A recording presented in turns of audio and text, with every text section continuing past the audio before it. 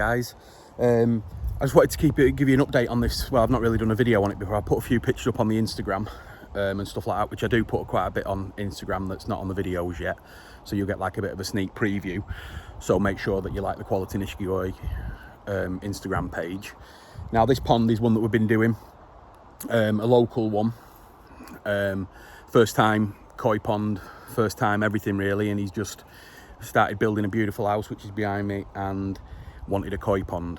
Now he's a good friend with the video that I did with the where the decking moves up over the filter house, so we've been cracking on with it. Well, they have really. It's ideal. It's a great job for us because we've got the builders are already here doing the pond, and they're doing the groundwork and the house and everything like that. So we had the machines in and stuff like that. So this pond probably was dug out in 2 days.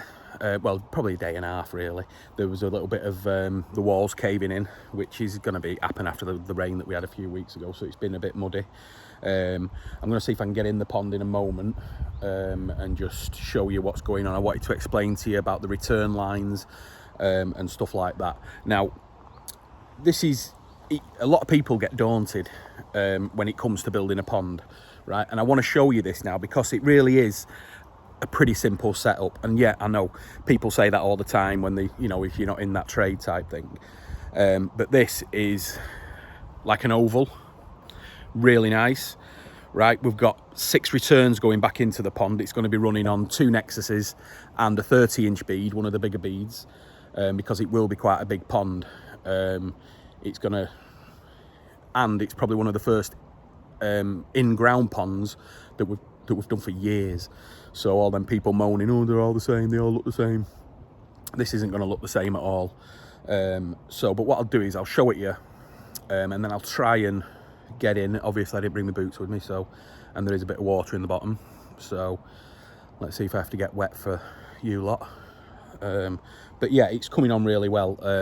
They've bricked it up in 2 days to where we are now, and then around the edge of the pond there's going to be another shelf, and that's going to have rocks. So it is going to be like a Japanese style garden. Well, not Japanese style as such. It's going to be just like an in-ground rockery pond. We will put a waterfall on it at some stage. But yeah, so let me just try and get in and show you what's going on. Right. So it is a brand new build house. And it's going to look amazing when it's finished. It really is. So if you can just try and get the scenery before I go to the pond. Now down there, that's going to be for an office, so that people can work from home. So that's going to look really nice, and that's where we put the pond in. So you can, you know, so you've got to try and put it in where it's going to get its best features. So this is all going to be glass, and then if we look over,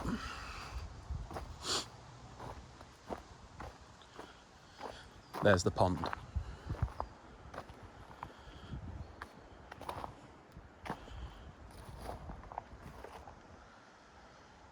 So again, it's going to come, what you see this white line, that's the shelf, right? So that is going to be where all the rocks are going to sit. So it'll come up, we'll fiberglass into the shelf, so it will create one big pond. Now then, what I wanted to show you was the returns. Now, on a pond this shape, dead easy, so easy, right? We've put 3 on each side, all in a line, which you can see them over there. We've got the pipes through, that's all that matters. And you can see there's 3 down here, which has got our faceplate on it, which are angled. Them ones there are all going that way. These ones here are all coming this way. So on this size of pond, a lot of people ask me, where do you put the returns? Right now, my rule of thumb has always been 6 inches from the bottom, 6 inches from the top, and then if you need any more, put them in the middle. But this one's dead easy. We've got 3 returns on one side, 3 returns on the other side, because again, all we're trying to do is create flow, right? And then, so them three on each side are going to create so much flow, so much flow. And then from the furthest point of the return, so them returns over there, and then these ones, so a skimmer is going to go, it'll be a twin skimmer, is going to go just after those pipes there on them 2 blocks. So that's where that'll end up. Now, there's 3 bottom drains in this pond. You can't really see them at the moment because they are covered. There's 1, 2, 3. So there's 3 bottom drains into the pond, and they all come out under here, which we can't see at the moment because this area hasn't been dug out yet for the filters. But everything's in there now, right? So for me, the most difficult part of the pond is done, right? So the base has gone in, right? Sorry, the drains have gone in, the base has gone in, the pipe work, 4-inch pipes and the 1-inch pipe are all coming out into there, right? So we're done, right? So the bottom drains are in. Got 3 returns over there, which all we're going to do is bring those up where you can see them down there, right? They'll be brought up when the shelf gets put in, because we're going to have to be concrete coming for the shelf. So they'll be put in under the shelf. So you'll never see those pipes. Now, going back to these ones, they're just going to go straight into the filter area there, because everything here is leading up to where the filter housing is going to go. So again, all in ground, not going to see it. They're going to be decked over. There will be a little hatch at the back so we can walk down into it. But yeah, but that's it, you see, because that is the hardest part now is done. That's it, right? We've got the bottom drains in. We've got the return lines in, right? There's nothing else. There's nothing else now that's going to be, you know, on a pond. I'm not talking about this pond because we're still got to put the shelf in and everything like that. But if this was just a pond as it was now, then it's done, easy. So we've got the returns in, we've got the drains in, right? So the actual hard work of thinking is all done now, right? The rest is easy. We've got the pipes going through there. They're just going to connect to the filters. They're going to come back, connect into those return lines. That's it. So we're pretty much, you know, if you're building a pond, that's the main components that you need to put in as you're building. That's it. So, and that's done. So the rest of it will just take shape and come on. We'll get it all fiberglassed, and you know. So, like I said, I'm just trying to get over that. The hard part is done here on this pond. So the rest of it's pretty straightforward. Most people will have the filter area already done, but this is the, you know, with the machines and everything that we've got here, that'll be dug out in no time. But yeah, so I just wanted to get it through. Let me just try and get in the pond. Bear with me. Okay, we're in. So they always look bigger. I mean, this looks massive now I'm inside it. It didn't look that big when I was outside it. So, right, the returns. So this is an angled return. So as you can see there, the water's on an angle, the return's on an angle. So we've got 3. And they'll all have those plates on. So when we king span this pond, this will just come out there. It's only just stuck with a bit of mortar. So they'll come out and then they'll go straight onto there. So as you can see, we can move them, but we've got the holes ready for them. And they've done a great job cutting them in diagonal as well, which is great. So let me just let's get round. Well, let me show you them ones there. So on that side of the pond, there's 3, exactly the same. They're just all going to come out. There's going to be 2 returns each from the Nexus, 2 returns from the bead, all in 2-inch. So that water there is going to spin round there, and it'll slow down round here. And then you've got the next lot, which are going to spin it more that way, right? And then here, where the water's slowing down, we're going to put the skimmer.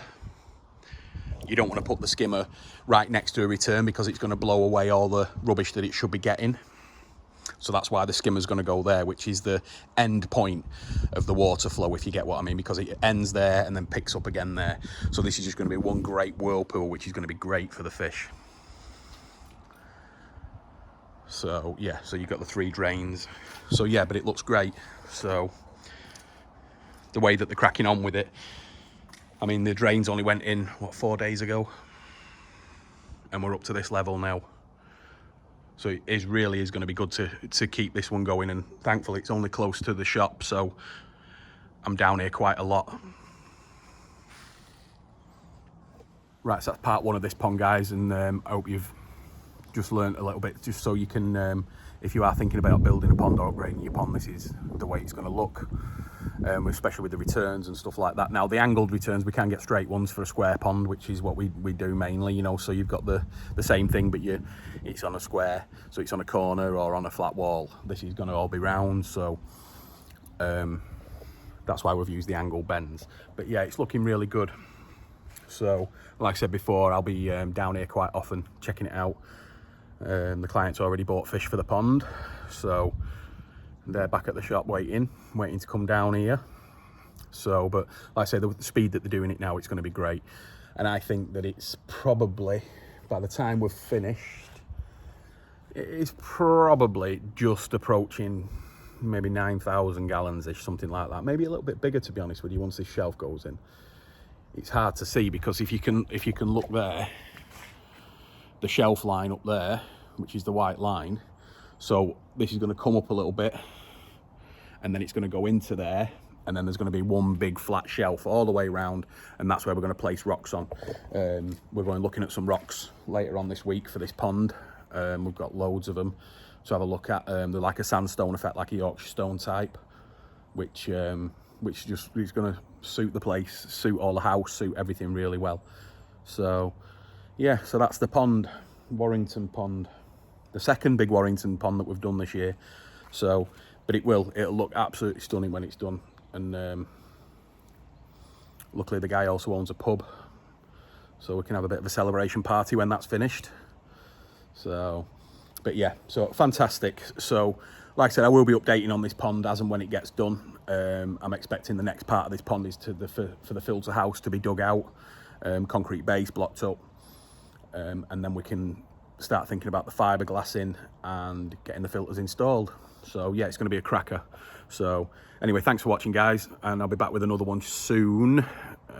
Need to finish the Kent job off, which I'm doing in the next few days, and then we've got the Leeds pond as well, which is just finished and got fish in it, so I need to do a video of that. So, and then there's a few more as well, so I'll keep you busy. All right, thanks guys, please subscribe. See you on the next one.